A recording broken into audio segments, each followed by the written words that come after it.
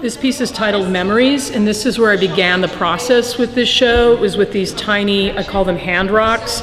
I pressed little figures in and then burnished the rocks. There's just a presence or a memory of people here and what they might have been doing, like this one skipping rope. I was also thinking of past cultures that disappeared, like Hiroshima to the atom bomb, or it could have been Pompeii to Mount Vesuvius. It's memories of what was here that no longer is. The title of this piece is Melt. It's of a polar bear with the Arctic ice melting. And I was gonna do white, but I decided to do black, almost like it's a shadow. It's a shadow of what is left. This piece is titled Civilization, and what we have here is a snake eating its tail. That's an ancient symbol called the I can't pronounce it, Ouroboros, where the snake self-consumes itself, and part of its tail is made up of little people, so it's a representation of our civilization. We're eating ourselves alive. So this piece is called Ancient Ones, and the large tapestry of the tree, I was thinking about the giant sequoias. So that's an ancient one, and then I have this indigenous figure or woman here who appears in my work a lot, actually 4 times throughout the show. And again, they're kind of silently watching what we have been doing to the environment. So the tree, I was thinking of the tree as a spiritual symbol. It's anchored to the earth, and then it goes up towards the heavens. So this piece here is called Witness, and again, it's the same ancestral figure at the top of this cliff looking over the environmental destruction that has occurred. Here, the top piece, the tapestry, is called Joy. I kind of think of seals as the embodiment of joy. So this piece is titled Community, and it represents the community underneath or in the ocean in the kelp forests, which are larger than the redwood forest. I've got the seals swirling around here, but I chose to use very monochromatic glazes, a lot of ashen colors to show the collapse that is occurring of the ocean environment.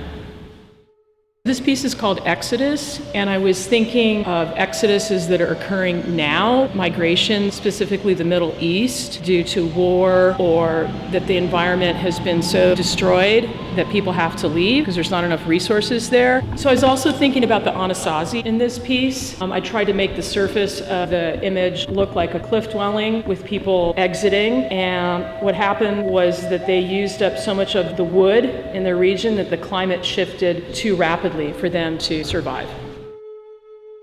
This is the main piece in the show around which all the other pieces evolve. It's Gaia, or Mother Earth, in her boat. You could say it's a spirit boat, and she's with her guide, her dog, and she's taking her children, which are the salmon, the seals. I've got whales and sharks there. She's guiding them across from this reality into the spirit world, just saying, let's not forget them. So this piece right here is called Spill, and it was my response to the Refugio oil spill, which was pretty upsetting to me because that's a very special place. But I wanted the piece to be abstract enough that it could talk about other spills that have occurred because there's been so many. So this piece is called Reliquary, and what I did was I took clay and I pushed it up against tree bark and then rolled it to make it look like fossilized tree branches or bones. And I was thinking about in churches, they always have a reliquary where they have their sacred or bones of the saints. But in this case, I'm thinking what we should be revering or honoring is the bones of the trees.